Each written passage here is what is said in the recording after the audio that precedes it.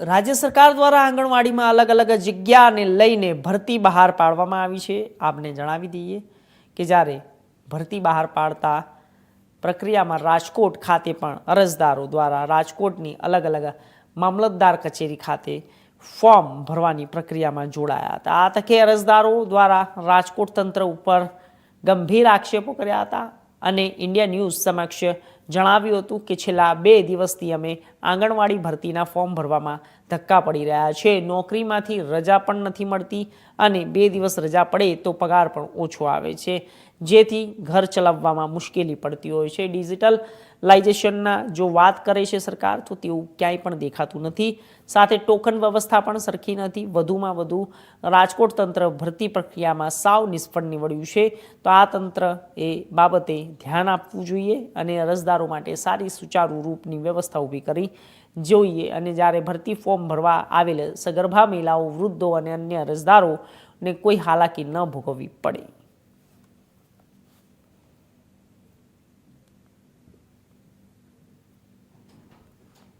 રાજ્ય સરકાર દ્વારા આંગણવાડીની જે ખાલી જગ્યાઓ છે તેને ભરવા માટે અત્યારે ભરતી બહાર પાડી છે। ત્યારે આપ જોઈ રહ્યા છો મારી પાછળ કે રાજકોટનો આ જે મામલતદાર કચેરી છે, પછી આજે પીડી માલવિયા પાસે આવી ત્યાં સવારથી લોકોની લાઈન જોવા મળી છે। 2 દિવસથી લોકો છે તે આ મામલતદાર કચેરી ધક્કા ખાઈ રહ્યા છે અને નોકરી ધંધા મૂકીને જે સગર્ભા મહિલાઓ હોય છે તે પણ તેના શરીરનું ધ્યાન રાખીને પણ ત્યારે સવારથી લાઈનમાં બેઠા હોય છે।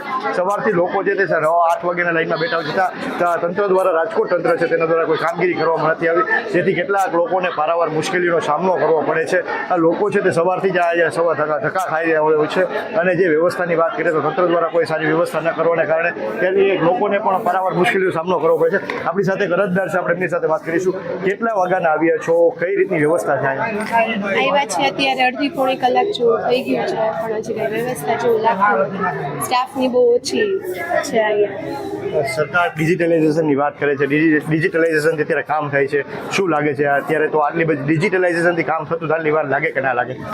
લાગતું નથી કે હવે ડિજિટલ ટાઈપ કામ કંઈક થાય છે। તમે શું નોકરી કરો છો કે વ્યવસાય સાથે સંકળાયેલા છો? નોકરી કરું છું। તમે નોકરી મૂકીને આવ્યા છો, સવાર કેટલા દિવસ ધક્કા ખાવ છો? છેલ્લા 2 દિવસથી ધક્કા ખાઉં છું। નોકરી મૂકીને આવ્યા છે। નોકરી મૂકીને આવ્યા છો છતાં હજી તંત્ર દ્વારા કોઈ કામગીરી નક્કર કરવામાં આવી છે કે નથી આવી? કામગીરી કરવામાં આવી નથી, હજી કાલે પાછું આવવું પડે એમ છે।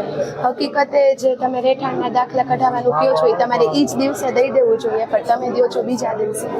અહીંયા જે રોજગાર જેને હાલતા હોય, નોકરી ધંધા બધા મૂકીને રોજ આવે એવું તો ન મેળ પડે ને। સરકાર એમ કહે છે કે રોજગાર મેળાઓ બહાર પાડે છે, બધાને રોજગારી આપી છે તેવું કાયફાઓ કરે છે, ત્યારે આ જે ભરતી બહાર પડી છે આંગણવાડી, શું લાગે છે હકીકતે રોજગારી મળી છે કે નથી મળી?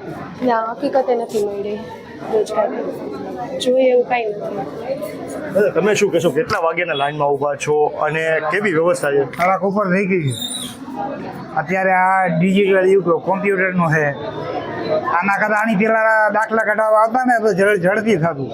હવે પાછા એમ કહે કે કાલે બપોર પછી લઈ જાઓ, અને અહીંયા ગરમીના બફાય છે એ બધા પંખા નીચે છે, પબ્લિકના પૈસાના પગાર લે છે અને આ પબ્લિક બધી હેરાન છે। જોઈ લો તમે, પૂછો આ મોટી ઉંમરવાળા કે ગરમી થાય છે કે નથી થતી? જે તમે વૃદ્ધ છો, સાથે કેટલીક સગર્ભા મહિલાઓ પણ જોવા મળી હતી, તે પણ લાઈનમાં ઊભા રહેતા હતા અને નોકરીની સરકાર વાતો કરે છે। હકીકતે નોકરી જો આપતા હોય તો આવી પરિસ્થિતિ હોય? હા, તો આવી પરિસ્થિતિ હોય જ નહીં ને। ખાલી આ ફોર્મ ભરવામાં આટલી લાઈન છે તો આ નોકરી ક્યાંથી સરકાર દે છે બધાને? આ દાખલા કઢાવવામાં આટલો ટાઈમ લગાડે છે, હવે નોકરીમાં શું ક્યાંથી દે સરકાર? આમાં ધક્કા થાય છે બધે। અન્ય એક આપણી સાથે અરજદાર છે, આપણે એમની સાથે વાત કરીશું। માસી, કેટલા વાગ્યાના આવ્યા છો, કેવી પરિસ્થિતિ આવે તમને? 8 મહિના થયા નિરાધાર સહાયના કાગળિયા સામે અપંગભાઈ બેઠા કે મેં કતરિયા સાહેબને કાગળિયા દીધા। 8 મહિના થઈ ગયા, બધાય ડોક્યુમેન્ટ આપ્યા છે મેં, અને અમને ઓલું બના કે બેંકમાંથી મેસેજ આવશે અમારો છોકરો ગુજરી ગયો, અમે 2 માણસ છીએ, મારે કાંઈ કે વહી ગઈ છે, ધક્કા ખવડાવે છે। તમે શું કહેશો માસા? સવારથી જ ઊભા છો છતાં હજી કોઈ વારો નથી લેવામાં આવ્યો? સવારથી નહીં, 3 દિવસથી ધક્કા ખાઈ છે સાહેબ। આજે 3જો દિવસ છે, 3જો દિવસ સમથિંગ 1 કલાક 2 કલાક 3 કલાક હોય તો સમથિંગ સમજે, પણ આ તો આ 3જો દિવસ છે સાહેબ। તંત્રને શું કહેશો? તંત્રની કામગીરી અંગે શું કહેશો? તંત્રની કામગીરી હાવ બેદરકારી છે, કોઈ વસ્તુનું કાંઈ સ્ટાન્ડર્ડ પણ જ નથી, કોઈ વસ્તુનું સ્ટાન્ડર્ડ નથી એમ। ધન્યવાદ। તો આ અરજદારો જેમનું સ્પષ્ટપણે એક રોતારો જે આંખું ભીની કરીને કહેવામાં કરવામાં આવ્યું છે કે જે તંત્ર છે તે નિષ્ફળ ગયું છે. જે લોકોને જે અરજદારો દાખલા કઢાવવામાં આવે છે તે દાખલા કઢાવવામાં ક્યાંક ને ક્યાંક તંત્ર છે તે નિષ્ફળ ગયું છે. તેના વાકે આ જે સમગ્ર પ્રજા છે, જે અરજદારો છે, તેમને હાલાકીનો સામનો કરવો પડે છે. કેમેરામેન હાર્દિક રોણે સાથે પ્રતિક લીંબાણી, ઇન્ડિયા ન્યૂઝ.